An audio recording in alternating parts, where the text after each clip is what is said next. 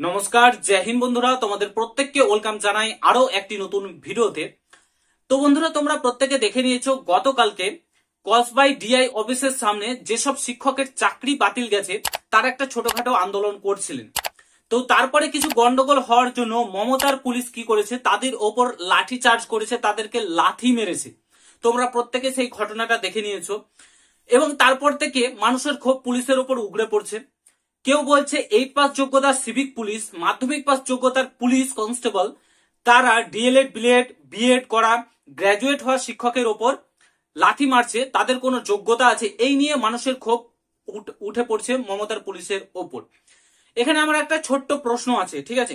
তার জন্যই মেনলি আজকের এই ভিডিওটা করা। যারা যারা ভিডিওটা দেখছো পুরো ভিডিওটা দেখো। আমার ছোট্ট একটা প্রশ্ন আছে, পুলিশের ওপর এত মানুষের রাগ উঠছে, মমতার পুলিশের ওপর এত রাগ উঠছে, বলছে মমতার পুলিশ মমতার পা চাটে চটি চাটা পুলিশ, ঠিক আছে? তাদের কোনো কাজ ধান্দা নেই, শুধুমাত্র জোর দেখাতে পারে সাধারণ মানুষের ওপর, সিভিক পুলিশের ওপর দোষ চাপছে। পুরো ভিডিওটা দেখো। চ্যানেলে নতুন হলে অবশ্যই চ্যানেলটাকে সাবস্ক্রাইব করে পাশে থাকা বেল আইকনটাকে প্রেস করে দেবে। যখনই আমি নতুন ভিডিও আপলোড করবো তার নোটিফিকেশন সর্বপ্রথম পেতে অতি অবশ্যই চ্যানেলটাকে সাবস্ক্রাইব করে দেবে।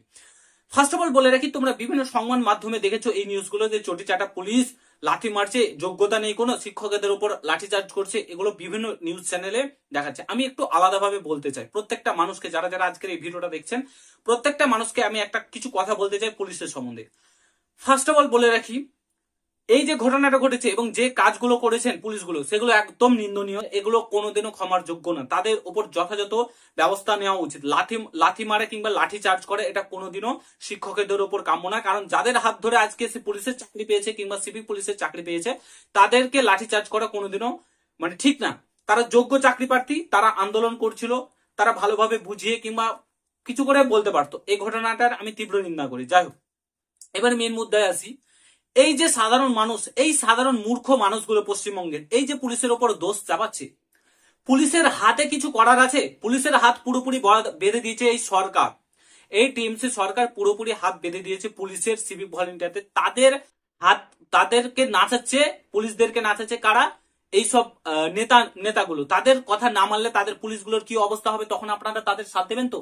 যখনই পুলিশগুলো নেতাদের কথা শুনবে না, তাদেরকে ট্রান্সফার করে দেওয়া হবে জঘন্যতম জায়গায়, কিংবা তাদেরকে সাসপেন্ড করে দেওয়া হবে, তাদের ফ্যামিলিকে টর্চার করা হবে যদি নেতা মন্ত্রীদের কথা না শুনে, তখন আপনারা সাথ দেবেন? সাধারণ মানুষ এত জঘন্য দোষ চাপাতে জানে পুলিশেদের ওপর যখন কোনো কিছু হয়। এই পুলিশ আছে বলে আপনারা ঠিকঠাক আছেন আজকে। এই পুলিশের ওপরে যারা যারা দোষ চাপাচ্ছেন, মমতার পুলিশ, টিএমসি পুলিশ, নেতাদের পুলিশ, চটি চাটা পুলিশ, 8 পাস যোগ্যতা, 10 পাস যোগ্যতা, এইসব ঘুষ খাওয়া পুলিশ, এইসব কথাগুলো যে বলছেন, একটা পুলিশের চাকরি পেতে গেলে কতটা কষ্ট হয় যারা যারা চাকরি পেয়েছে তারাই জানে, যারা একদম সততার সঙ্গে চাকরি পেয়েছে। দোষ কাদের? দোষ পুলিশের না, দোষ আপনাদের। সেই ক্ষমতাটা তাদের হাতে তুলে দেননি আপনারা, তুলে দিয়েছেন সেই সব নেতা মন্ত্রীদের হাতে।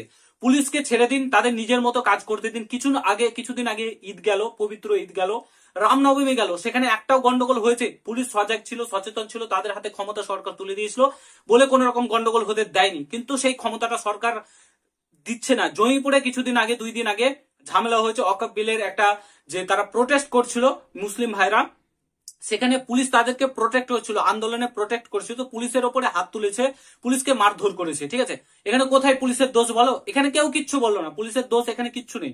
কেউ কেউ কিচ্ছু বলো? পুলিশ মার খাবে, পুলিশই দোষ সহ্য করবে, পুলিশই সমস্ত কিছু, সমস্ত দোষ সমস্ত কিছু পুলিশের।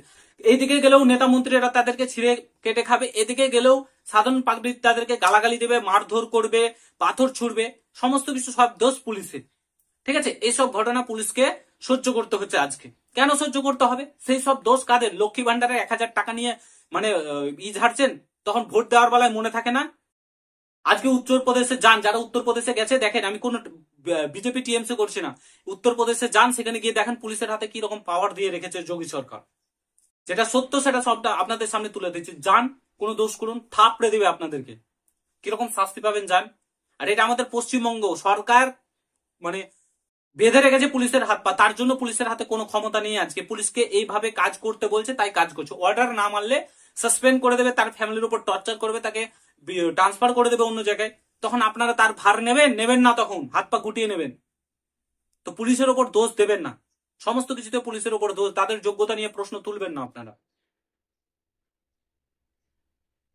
এটা মাথায় রাখবেন। খুবই খারাপ লাগলো বিষয়টা দেখে, যে পুলিশকে এইভাবে জঘন্যতা একদম ছোট করা হচ্ছে। পুলিশ আছেই বলে আজ পশ্চিমবঙ্গ ঠিকঠাক আছে, ঠিকঠাক ভাবে রাতে আপনারা ঘুমাতে পারছেন, তারা ডিউটি করছে বলে আপনার মেয়েরা সুরক্ষিত। এটা ভেবে রাখবেন, পুলিশের দোষ নেই, দোষ সরকার সেই সব নেতা মন্ত্রীদের হাতে। আজকে এত কিছু ঘটে গেল, 26,000 চাকরি বাতিল গেল, যেসব নেতাগুলো টাকা নিয়েছিল তাদের কিছু করতে পারলেন আপনারা? কিচ্ছু করতে পারলেন না। আজকে ওদের সঙ্গে হয়েছে, কালকে আপনার সঙ্গেও হবে, এটা মাথায় রাখবেন। আশা করি বুঝতে পেরেছো।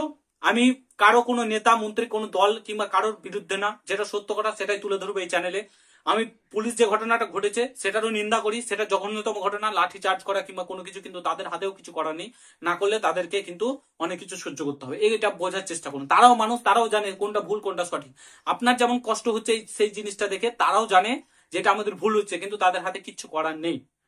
আশা করি বুঝতে পারছো। ভিডিওটা এখানে সমাপ্ত করছি। যদি ভালো লাগে শেয়ার করে, চ্যানেলে নতুন হলে অবশ্যই সাবস্ক্রাইব করেছো। দেখা হচ্ছে নতুন ভিডিওর সঙ্গে। ভালো থেকো, সুস্থ থেকো, গুড বাই, জয় হিন্দ, বন্দে মাতরম।